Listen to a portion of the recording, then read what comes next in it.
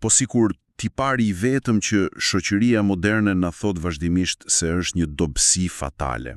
Dhe na e thon vërtet shpesh. Pikërisht, na e thon aq shpesh sa e kemi besuar. Pra, po sikur këto gjë për cilën na kanë mësuar se do të na kthejnë në njerëz të nëpërkëmbër, të jetë në fakt forma përfundimtare e patyshmërisë. Është një mendim që shkon plotësisht kundër rrymës. Thellësisht kundër rrymës. Dhe pikërisht për këtë do të flasim sot në këtë analizë të thelluar. Kemi përpara një grumbull shënimesh nga një burim vërtet intrigues, që është episodi 12 I podcastit Udha. Titullohet konkretisht Për ulësia kundrejt krenarisë. Dhe është një material jashtëzakonisht I pasur. Është vërtet. Duke shfletuar këto burime dhe shënimet kërkimore të përgatitura posaçërisht për këtë hulumtim, bëhet e qartë se qëllimi nuk është një lexim akademik I teksteve të lashta. Misioni ynë këtu është të hymë në mekanizmat psikologjike të një prej betejave më të ashpra njerëzore. Çfarë është saktësisht përulësia dhe pse krenaria konsiderohet kaq toksike? Po, jo thjesht si një emet sipërfaqësore, por si një gjendje që paralizon plotësisht rritjen. Dhe si gjithmonë, ne nuk mbajmë anë dhe nuk po përpiqemi të japim leksione morali. Po zbërthejmë arkitekturën e këtyre ideve për të parë se pse ato kanë mbijetuar për mijëra vjet. Është një piknisje e thelbësore, sepse do me thënë ne operojmë në një botë ku I gjithë ekosistemi ynë social dhe profesional është ndërtuar mbi vetë promovimin. Le ta pranojmë. Absolutisht. Që nga rrjetet sociale deri te korporatat. Sakt. Strukturat tona të korporatave, mediat sociale, madje edhe mënyra se si mësojmë fëmijët të prezantohen, bazohen tek ideja se njeriu duhet jetë gjithmonë me zërin më të lartë në dhomë, përndryshe nuk ka vlerë. Është një lloj gare e vazhdueshme. Është një garë raskapice, ndaj rishikimi I koncepteve si përulësia dhe krenaria përmes këtyre teksteve ofron një thyerje pothuajse magjepse të këtij iluzioni. Burimet na detyrojnë të vëmë në dyshim nëse mekanizmat që ne përdorim për të mbrojtur, a nuk janë në të vërtetë muret e një burgu që e kemi ndërtuar vetë. Wow, ajo puna burgut është shumë e goditur. Në rregull, le ta zbërthejmë pak këtë, sepse duhet pastrojmë terrenin nga një keqkuptim masiv. Njerëzit e ngatrojnë përulësinë me të qenit I dobët. Është keqkuptimi më I zakonshëm. Ekziston ai stereotipi I njeriu të përrullur, si dikush që flet me zë të ulët, që nuk ka shtyllë kurrizore, që lejon të tjerët të shkelin mbi të. Po, si një lloj tapeti hyrjeje ku të gjithë fshin këmbët. Eksaktësisht. Por burimet nga episodi 12 I podcastit Udha e hedhin poshtë këtë menjëherë. Sipas tyre, përulësia përkufizohet si një zemër që I nënshtrohet me vetdije e Zotit. Është një veprim I qëllimshëm. Përmendet Mikea 7:8 për ta ilustruar këtë me frazën të ecësh me përulësi me Perëndin tënd. Folja të ecësh nuk sugjeron dikë që po rri I mbledhur kruspull. Tregon veprim, dinamizëm, forcë të orientuar. Nga ana tjetër, krenaria trajtohet si një kancer absolut. Te fjalët e urta 16-18 thuhet qartë se krenaria paraprin shkatrimin dhe bëhet shumë e ashpër te Jakobi 4:6, ku theksohet se Zoti, citoj, u kundërvihet krenarëve, por u jep hir të përulurve. Kjo është shumë e fortë. Po, dhe nëse ndalemi këtu, unë e shoh krenarin pak a shumë si ndërtimin e një kështjelle rreth vetes. Krijon mure të trasha, ngre urën dhe nga brenda ndihesh I pathyeshëm, sovran I botës tënde. Por tragjedia është se e njëjta kështjellë që mban armiqtë e jashtë, mban jashtë edhe dritën. Pikërisht. Mban jashtë dritën, ujin, ushqimin ose hirin në këtë kontekst. Ndërsa përulësia është zgjedhësh ta lësh urën të ulur. Kjo analogjia e kështjellës godet pikërisht në qendër të mekanizmit psikologjik, sepse njerëzit shpesh pyesin pse thuhet se Zoti kundërvihet ose I reziston krenarisë. Njerëzit e mendojnë këtë si një lloj hyjnis mirëzes që ofendohet nëse dikush krenohet bak. Si një shef I natçi. Fiks, por mekanika është shumë e thellë. Krenaria është në gjenetikën e saj një deklaratë totale e vetëmjaftueshmërisë. Ai person në kështjellë po thotë që unë nuk kam nevojë për asgjë përtej vetes. Unë I di të gjitha. Unë kontrolloj gjithçka. Sakt. Dhe sipas kësaj kornize, është fizikisht dhe shpirtërisht e pamundur t'i ofrosh ndihmë ose hir një entiteti që është hermetikisht I mbyllur. Imagjino të përpiqesh të hedhësh ujë të pastër një gote që është tashmë e mbushur. e mbushur plot, dhe madje me balt, uji thjesht do të derdhet jashtë.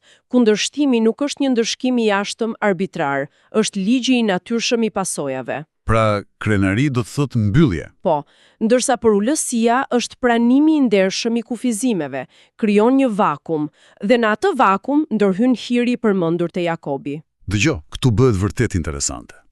Sepse nëse përullësia është heqje dorë nga iluzioni se mund t'i bëjmë të gjitha vetë, lindje pyetje pak agresive. I gjithë kjo funksionon shumë mirë në letër për jetën e brendshme, por si mbijeton një person i tillë në pozita të vërteta pushteti? Kjo është pika ku teoria përplaset me realitetin e ashpër. Pikërisht, sepse historia dhe shoqëria na mësojnë se pushteti absolut kërkon një ego brutale për të ruajtur. Nëse e lë atë derën e kështjellës hapur, dikush vjen dhe Dhe të merr pushtetin, të heq qafe. të heq kokën fare. Megjithatë, burimet parashtrojnë dy modele që e shkatrojnë këtë logjik. I pari është Jezusi, ku te Filipianëve 2:5-7 thuhet se megjithse ishte në trajt perëndie, e zhveshi veten dhe mori formë shërbëtori. Një paradoks i jashtëzakonshëm i pushtetit. Dhe pastaj është Mojsiu. Shënimet përmendin numra 12:3 që thotë se Mojsiu ishte njeriu më i përulur mbi faqe të dheut. Por unë kam një problem të vogël me këtë. Mojsiu nuk ishte një murg i mbyllur në ndonjë shpellë. Jo, as pak. Kishte në dorë fatin e një populli. Tosur, të uritur dhe të rebeluar në mes të një shkretyre për dekada të tëra. Si logjik praktike, si arrin përullësia të mbaj bashk një komp të tërë? A nuk thehet gjithçka në anarki nëse nuk tregon dhëmbët? Ajo që është më jepse këtu, do me thënë, është mënyra se si këto burime e ripërcaktojnë ato që ne u quajmë forcë udhëheqëse. Hipoteza se udhëheqja kërkon një ego brutale, është një instinkt shumë i përhapur, por ngatron agresionin me autoritetin e vërtet. Si kështu? Ndaje pak më shumë këtë mendim. Le të marrim logjistikën e situatës së Mojsiut. Kur ka mungesë ujë në një shkret të tillë dhe 2 milion njerëz fillojnë një rebelim total, çfarë bën një udhëheqës i shtyr nga egoja? Ndihet i ofenduar. Fiks, ai e merr ankesën thellësisht personalisht, thot, si guxoni ta ankoheni, unë ju shpëtova. Për të mbrojtur imazhin e tij të brisht, ai do t'i përgjigjej dhunës me dhunë ekstreme, thjesht për të treguar kush është shefi. Dhe aty fillon kolapsi i vërtetë i atij populli. Sakt, por një udhëheqës i përrullur, pikërisht sepse nuk ka një imazh personal të mbivlerësuar për të mbrojtur, mund t'i qaset krizës me objektivitet. Mojsiu, domethënë, nuk e pa rebelimin si një goditje ndaj egos së tij. Interesante kjo. Përullësia e lejoi atë të funksiononte jo si pronari i atij populli, por si një menaxher apo ndërmjetës mes tyre dhe Zotit. Pushteti pa ego nuk shpenzon asnjë gram energji për t'u dukur si i fortë. Ai e përdor të gjithë energjinë për të zgjidhur problemin. Pikërisht, edhe rasti i Jezusit është një dekonstruksion i pushtetit. Në vend të asaj paradigmës, unë jam i madh, prandaj ju duhet më shërbini mua, sillet një model i ri. Ai thot, unë kam pushtetin, prandaj mund t'ju shërbej. Kjo i bën ata udhëheqës të paprekshëm nga sabotimet emocionale. Është një paradigmë krejt tjetër. Forca jo si dominim mbi tjetrin, por si pavarësi totale nga nevoja për të dominuar. Një përkufizim shumë i saktë. Por kjo analizë, sjell menjëherë një pyetje tjetër të rëndësishme nga shënimet tona. Çfarë ndodh nëse pushteti ekstrem bashkohet me një krenari po aq ekstreme? Materialet na japin shembullin perfekt negativ me faraonin e Egjiptit. Antiteza e plotë e Mojsiut. Plotësisht. Ai thot, kush është Zoti që unë t'i bindem? Dhe e dim që fundi i këtij qëndrimi ishte kolapsi i plot i një perandorie. Dhe shkatrim masiv. Teksa lexoja këtë pjesë nga episodet e Udhas, po mendoja për botën e sotme. Faraoni më duket eksaktësisht si versioni i lashtë i disa nga këtyre CEO-ve të fuqishëm të teknologjisë sot. Ose atyre miliarderëve që mbyllen në dhoma jehone. Po, ku të gjithë rreth tyre thjesht i thon po çdo ide të tyren, derisa ata humbasin plotësisht kontaktin me realitetin. A është krenaria thjesht kokfortësi këtu apo bëhet një halucinacion i mirëfillt kontrolli. Nëse e lidhim këtë me tablon e përgjithshme, hipoteza e halucinacionit është e saktë, si nga pikpamja klinike ashtu edhe ajo teologjike. Le të kuptojmë pak mjedisin e faraonit. Ai nuk ishte thjesht një udhëheqës politik. Konsideroi Zot. E vërtet, kultura e trajtonte atë fjalë për fjalë si një hyjni të gjallë, që zotronte Nilin dhe diellin. Nëse një qenie njerëzore rrethohet vazhdimisht nga një ambient që i thotë ti nuk ke kufi, neuroplastika e trurit përshtatet me këtë narrativ të rreme. Pra ai vërtet e besonte iluzionin e kështjellës së tij. Ai besonte vërtet në kështjellën e tij. Pyetja kush është Zoti nuk është kurreshtje teologjike, është refuzimi i një njeriu thellësisht deluzional për të pranuar se ekziston një realitet mbi të cilin ai nuk ushtron dot asnjë influencë, nuk e blen dot, nuk e manipulon dot. E qartë. Dhe këtu vjen paralajmërimi thelbësor, kur një njeriu ushqen iluzionin se zotëron gjithçka, përplasja me kufizimet e vërteta njerëzore, nuk vjen si një mësim i butë, vjen si një goditje dërmuese, një shkatërrim. Ashtu siç u theksuat e fjalët e urta, iluzioni i kontrollit është kaq i dëmshëm sepse eliminon aftësinë për të ndryshuar drejtim kur po shkon drejt greminës. Krenaria verbëron sistemet e paralajmërimit të hershëm. Është vërtet e frikshme se si një ndjenje vetme mund të shkëpus kontaktin në një individin nga realiteti bazë. Për thelbi bisedës në shënimet tona tani, zbret nga epika e perandorive, direkt në kuzhinat apo dhomat tona të ndënjes. Në marrëdhëniet e përditshme. Pikërisht, në jetën e përditshme. Dhe këtu gjërat bëhen shumë personale. Teksti thekson fort se përullësia lidhet direkt me lirinë e brendshme, sidomos përmes faljes. Sillet rasti te Luka 18, 13-14, me lutjen Perëndi ki mëshirë për mua mëkatarin. Një lutje thellësisht e sinqertë. Sugjerohet që vetëm dikush që e ka prishur kështjellën e tij të krenarisë mund t'i pranojë gabimet pa u ndjerë sikur po asgjësohet. Pastaj vjen ai udhëzimi radikal te Filipianëve 2:3 që thotë çmojeni tjetrin më shumë se veten, dhe pastaj përfundimi paradoksal i Mateut 23:12, kush e përul veten do të lartësohet. Që është një përmbysje e plotë e logjikës sonë. Është vërtet, dhe le t'i japim një vizualizim këtij koncepti, sepse domethënë mund të keq kuptohet lehtë. Të çmosh tjetrin nuk do të thotë të zhvlerësosh veten në mënyrë depresive. Imagjinoni sikur të jeni në një skenë dhe të keni në dorë një projektor të fuqishëm. Analogji e bukur. Krenaria kërkon që ai projektor të rrijë gjithmonë i drejtuar nga vetja, ndërsa përullësia është kur vendoset me vullnet të plot që ajo dritë të kthehet e të ndriçojë dikë tjetër. Vetë fakti që tjetrit i jepet vlerë nuk do të thotë që vlera jote u ul. Përkundrazi, kërkon forcë të jashtëzakonshme për të hequr vëmendjen nga vetja. Kjo ngre një pyetje vërtet të rëndësishme, sepse godet drejt për drejt në qendër të asaj që ne sot e njohim si, të themi, si sociologjia e një loje me shumë zero. Në shoqërinë moderne, pasuritë mendore ose vlerësimi perceptohen si diçka e kufizuar. Si një byrek me pak feta, apo jo? Fiks, si një byrek ku nëse dikush tjetër merr një cop lavdërimi, psikologjia e fshehur pas krenarisë reagon me panik, thotë. A i mori vëmendje, që do të thotë se ka më pak vëmendje për mua? Është një lojë mbijetese false. Është një tmerrje i vazhdueshëm thellë në nënvetdije. Nëse njeriu nuk i bie borisë së tij me zë të lartë çdo sekond, bota do të harojë dhe ai do të kthehet në zero, dhe kjo lloj krenarie është tmerrsisht sfilitse. E vërtet, të harxhon energjinë. Ndaj shënimet theksojnë Mateun ku thuhet ai që përul veten do të lartësohet, për shkak të një ligji mjaft të thellë shpirtëror.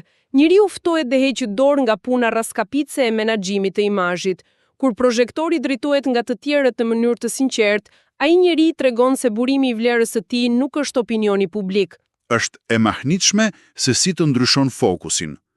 Është një lloj si të thesh, mbaj përgjegjësi për veprimet e tua dhe lëre menaxhimin e famës tënde jashtë ekuacionit. Kjo ndërton marrëdhënie të shëndetshme, jo transaksionale. Pra, çfarë kuptimi ka e gjithë kjo nga një pikpamje thjesht praktike? Pjesa përfundimtare e thellimit ton sot fokusohet te zbatimi. Si mund të arrihet kjo? Nga burimet kemi 4 hapa konkret për të jetuar me përullësi. Hapi i parë, prano se ke nevojë për Zotin. Hapi i dytë, shërbeu të tjerëve. Hapi i tretë, dëgjo më shumë se sa flet. Dhe hapi i katërt, prano korrigjimin. E gjitha mbështetet te 1 Pjetrit 5:6, ku thuhet: "Përuluni pra në dorën e fuqishme të Perëndisë." Një hartë rruge shumë e qartë. Tani, të pranoj nevojën për ndihmë është pika fillestare dhe shërbimi rreth projektorit u sqarua. Por dua të theksoj dy të fundit, dëgjimi dhe pranimi i korrigjimit. Ktu bëhet e vështirë. Dohet shumë e vështirë, sepse jetojmë në një botë digjitale ku algoritmet shpërblejnë opinionet më të skajshme. Kush bërtet më shumë, merr shikueshmërinë. Në këtë peizazh social, thirrja dëgjo më shumë se sa flet nuk është thjesht një këshill mirësjellje, duket si një akt i mirëfill të rebelimi. Një akt rezistence absolutisht. Sepse kërkon të vrasësh çdo ditë instinktin për t'u treguar të tjerëve se sa i zgjuar je, dhe sa për korrigjimin. Domethënë, kjo mendoj se i shkakton çdo kujt dhimbje fizike. Pse refuzimi për t'u korrigjuar është pengesa më e madhe e jona? Diskutimi i këtyre dy hapave zbulon pikërisht fërqimin më të ashpër mes qenies njerëzore dhe zhvillimit shpirtëror. Dëgjimi aktiv kërkon që njeriu të pezullojë egon e tij në kohë reale. Në kohë reale, po. Kur dikush zgjedh të dëgjojë thellësisht, ai po bën një pranim të heshtur. Këndvështrimi im i botës mund të jetë i kufizuar dhe përhoja e këtij qetrit vlen të depërtojë në muret e mia. Siç e thatë, algoritmet ushqehen me inat dhe certitudë. Dëgjimi kërkon të qëndrosh i qetë me idenë e dyshimit. Dhe këtu lidhet me pranimin e korrigjimit. Fiks aty ku egoja vuan më shumë. Sipas studimeve psikologjike, kur një besim thelbësor i një personi sfidohet nga fakte të reja ose një korrigjim i drejt për drejt, qendrat e trurit që aktivizohen janë të njëjtat që ndizen kur ka një kërcënim fizik. Prit, vërtet? Të njëjtat qendra trunore? Të njëjtat. Pra, kur dikujt i thuhet ke gabuar këtu, truri primitiv e trajton një lloj sikur po sulmohet fizikisht nga një grabitjar. Krenaria e ka lidhur vlerën thelbësore të identitetit tek iluzioni të qenit i pagabueshëm. Nda njerëzit reagojnë aq ashpër kur i korrigjon. Sepse u ngjan si vdekje e identitetit. Praktikimi i këtij hapi të katërt, pranimi i korrigjimit para aksione agresive, kërkon bindjen thelbësore që një gabim i zbuluar nuk është një fshirje e vlerës si qenie njerëzore. Dhe kjo mbyll ciklin, njeriu nuk mund të dëgjojë pa përullësi, nuk mund të korrigjohet pa dëgjuar dhe nuk rritet dot kur pa e kaluar këtë proces dhimbjeje pozitive. Është një arkitektur i desh ku çdo copës mban tjetrën. Që nga pamundësia për të mbushur një gotë që është tashmë e mbushur, te udhëheqja paradoksale e Mojsiut, te fundi i trisht i faraonit, e deri të këtyre belimi i qetit të dëgjuarit në një botë të zhurmshme. Shohim qartë se si gjithë kjo pasuri shënimesh orienton nga një paradigmë unike. Pikërisht ashtu. Duke mbledhur të gjitha elementet që ushtruan nga burimet, kuadri përfundimtar është tepër specifik. Përullësia trajtohet me themel si i vetmi çelës universal që zhbllokon derën e hirit dhe aftësisë për të pasur marrëdhënie të vërteta. Të pandikuara nga frika. Esakt. Dhe nga ana e kundërt, krenaria nuk ofrohet vetëm si emet sjellje, por si një paralizë totale. Është një mburoj fantastike që, pasi të fut brenda, ngjitet dhe nuk të le të marrësh frymë. Pika kryesore me të cilën mbyllet ky eksplorim është ftesa për një hap shumë të vogël, thjesht një pranim ku qenia njerëzore guxon të thotë unë nuk mund t'i bëj të gjitha vetë dhe kam nevojë për drejtim. Është një mendim magjepsës për të përqafuar realitetin e kufizimeve tona. Por para se ta mbyllim këtë analizë të thelluar për sot, mbi bazën e shënimeve që diskutuam, ekziston një mendim rreth të cilit ja vlen të mendohet gjatë, si një farë që e çon këtë ulumtim edhe më përtej. Jam kurioze. Kemi folur gjatë për bukurinë e përullësisë dhe zbatimin e saj praktik. Kjo krijon një paradoks pothuajse komik, por mjaft real. Si ndodh që një njeri të mas progresin e vetë drejt këtij udhëtimi, para rën papritur në kurthin absurd ku i thot vetes, "Wow, sa po bëra një veprim fantastik. Shiko sa tepër i përullur që jam bërë tani." Kurthi ego së fshehur. Pikërisht. A nuk na bën të mendojmë se vetdia e progresit mund të rrisë fshehur azi një krenari të porsalindur mbi faktin e të qenit i përullur? Kjo e bën gjithë konceptin jo një destinacion të thjesht, por një udhtim të pandërprerë rregullimi ku rëndësia i lihet gjithmonë diçkaje më të madhe se vetja. Kjo është një analizë jashtëzakonisht e thellë sot. Shumë e vërtet dhe faleminderit për ftesën. Faleminderit juve. Ne shpresojmë që ky hulumtim i ditës së sotme të ketë ofruar po aq sfida mendore të vlefshme sa ofroi gjatë shqyrtimit ton të këtyre shënimeve. Deri në zhytjen ton të radhës, thellë në tekste e materiale, le të vazhdojë ndërtimi i atyre urave për t'i kaluar përtej mureve të kështjellave të vjetra.